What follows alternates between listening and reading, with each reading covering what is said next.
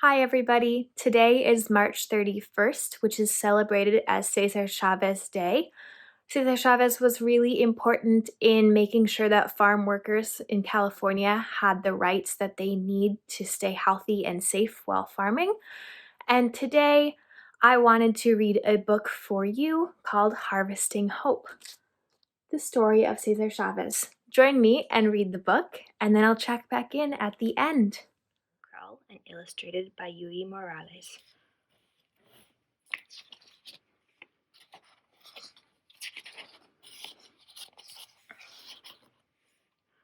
Until Cesar Chavez was 10, every summer night was like a fiesta. Relatives swarmed onto the ranch for barbecues with watermelon and lemonade and fresh corn. Cesar and his brothers, sisters, and cousins settled down to sleep outside under netting to keep mosquitoes out. But who could sleep, with uncles and aunts singing, spinning ghost stories, and telling magical tales of life back in Mexico? Cesar thought the whole world belonged to his family. The 80 acres of their ranch were an island in the shimmering Arizona desert, and the starry skies were all their own. Many years earlier, Cesar's grandfather had built their spacious adobe house to last forever, with walls 18 inches thick. A vegetable garden, cows, and chickens supplied all the food they could want. With hundreds of cousins on farms nearby, there was always someone to play with. Cesar's best friend was his brother Richard, and they never spent a day apart. Cesar was so happy at home that he was a little afraid when school started. On his first day, he grabbed the seat next to his older sister Rita. The teacher moved him to another seat, and Cesar flew out of the door and ran home. It took 3 days of coaxing for him to return to school and take his place with the other first graders. Cesar was stubborn, but he was not a fighter. His mother cautioned her children against fighting, arguing them to use their minds and mouths to work out conflicts. Then, in 1937, the summer Cesar was 10, the trees around the ranch began to wilt. The sun baked the farm soil rock hard. A drought was choking the life out of Arizona. Without water for the crops, the Chavez family couldn't make money to pay its bills. There came a day when Cesar's mother couldn't stop crying. In a daze, Cesar watched his father strap their possessions onto the roof of their old car. After a long struggle, the family no longer owned the ranch. They had no choice but to join the hundreds of thousands of people fleeing the green valleys of California to look for work. Cesar's old life had vanished. Now he and his family were migrants, working on other people's farms, crisscrossing California, picking whatever fruits and vegetables were in season. When the Chavez family arrived at the first of their new homes in California, they found a battered old shed. Its doors were missing and garbage covered the dirt floor. Cold, damp air seeped into their bedding and clothes. They shared water and outdoor toilets with a dozen other families, and overcrowding made everything filthy. The neighbors were constantly fighting, and the noise upset Cesar. He had no place to play games with Richard. Meals were sometimes made of dandelion greens gathered along the road. Cesar swallowed his bitter homesickness and worked alongside his family. He was small and not very strong, but still a fierce worker. Nearly every crop caused torment. Yanking out beets broke the skin between his thumb and index finger. Grapevines sprayed with bug-killing chemicals made his eyes sting and his lungs wheeze. Lettuce had to be the worst. Thinning lettuce all day without a short-handled hoe would make hot spasms shoot through his back. Farm chores on someone else's farm instead of on his own felt like a form of slavery. The Chavez family talked constantly of saving enough money to buy back their ranch, but by each sundown the whole family had earned as little as 30 cents for the day's work. As the years blurred together, they spoke of the ranch less and less. The towns weren't much better than the fields. White trade only signs were displayed in many stores and restaurants. None of the 35 schools Cesar attended over the years seemed like a safe place either.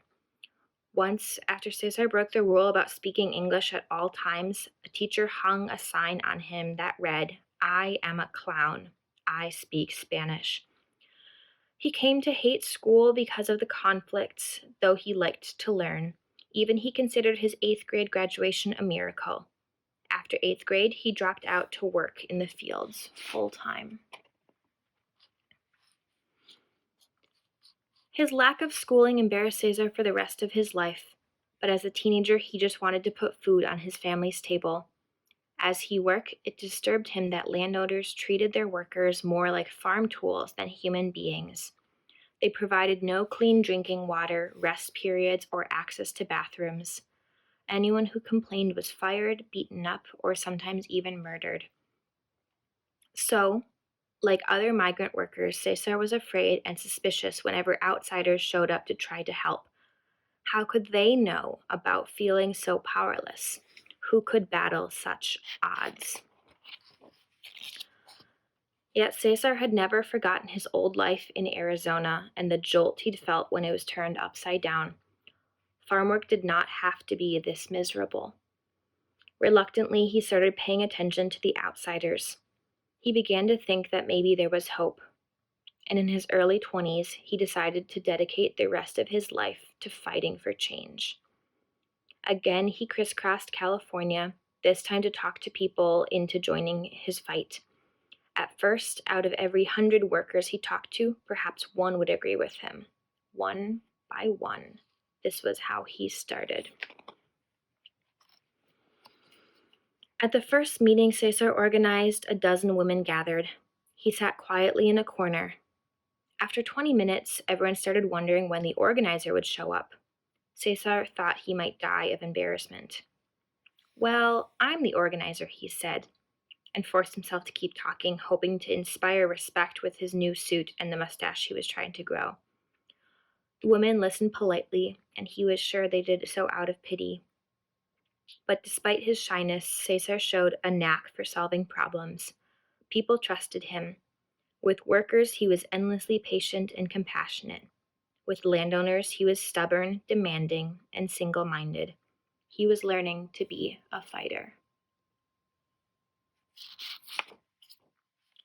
In a fight for justice, he told everyone, truth was a better weapon than violence. Non-violence, he said, takes more guts. It meant using imagination to find ways to overcome powerlessness. More and more people listened. One night, 150 people poured into an abandoned theater in Fresno.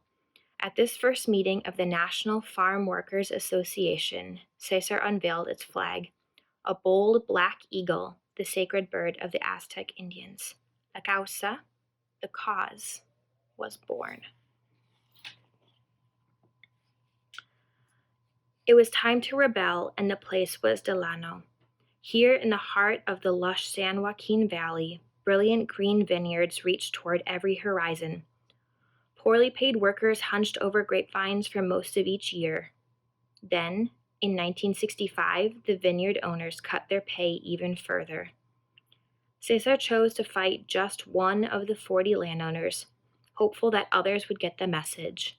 As plump grapes dripped, thousands of workers walked off that company's fields in a strike, or huelga. Grapes, when ripe, do not last long. The company fought back with everything from punches to bullets. Cesar refused to respond with violence. Violence would only hurt La Causa. Instead, he organized a march of more than 300 miles. He and his supporters would walk from Delano to the state capitol in Sacramento to ask for the governor's help. Cesar and 67 others started out one morning. Their first obstacle was the Delano police force, 30 of whose members locked arms to prevent the group from crossing the street. After 3 hours of arguing in public, the chief of police backed down. Joyous marchers headed north under the sizzling sun. Their rallying cry was "Si se puede," or "Yes, it can be done." The first night they reached Ducour, the marchers slept outside the tiny cabin of the only person who would welcome them. Single file, they continued, covering an average of 15 miles a day. They inched their way through the San Joaquin Valley, while the unharvested grapes in Delano turned white with mold. Cesar developed painful blisters right away. He and many others had blood seeping out of their shoes. The word spread.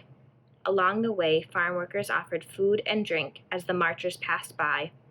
When the sun set, marchers lit candles and kept going. Shelter was no longer a problem.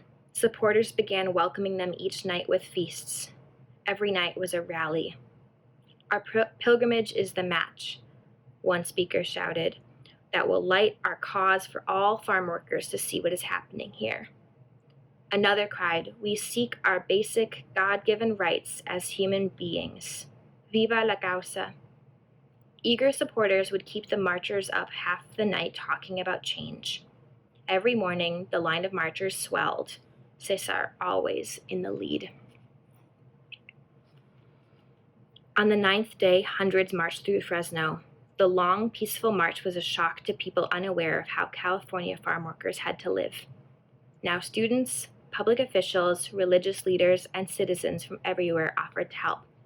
For the grape company, the publicity was becoming unbearable, and on the vines, the grapes continued to rot.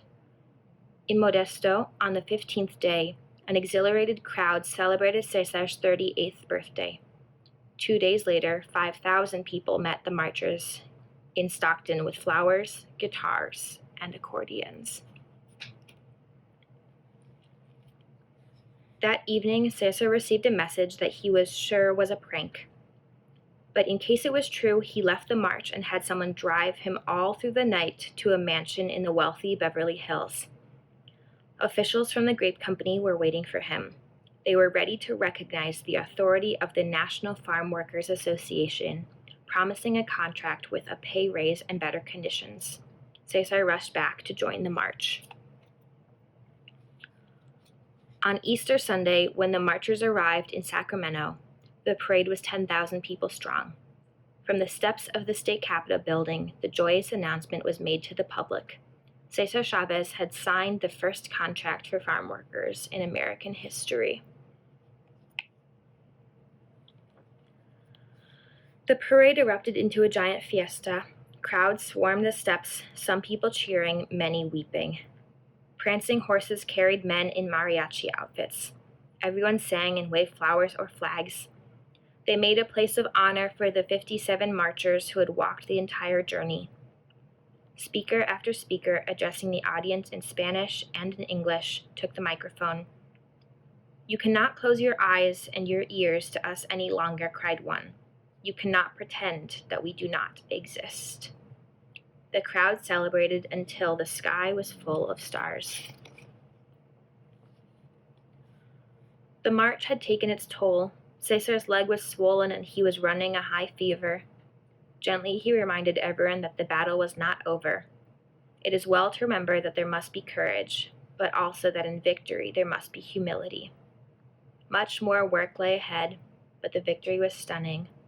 Some of the wealthiest people in the country had been forced to recognize some of the poorest as human beings. Cesar Chavez had won this fight without violence, and he would never be powerless again. Thanks for reading Harvesting Hope with me today. This day is really a wonderful day to think about all of the people that are helping give us food right now, especially in a time that we all have to stay inside or near our homes. So my challenge for you today is to write a thank you letter to a farmer or somebody that you know that works in the food system. So maybe they're a grocery store worker, or maybe it's someone at your school that provides food to you. But I think it's really important to give them a big thank you today and every day for making sure that you have the food that you need to grow big and strong. Have a wonderful rest of your day, and I'll talk to you soon.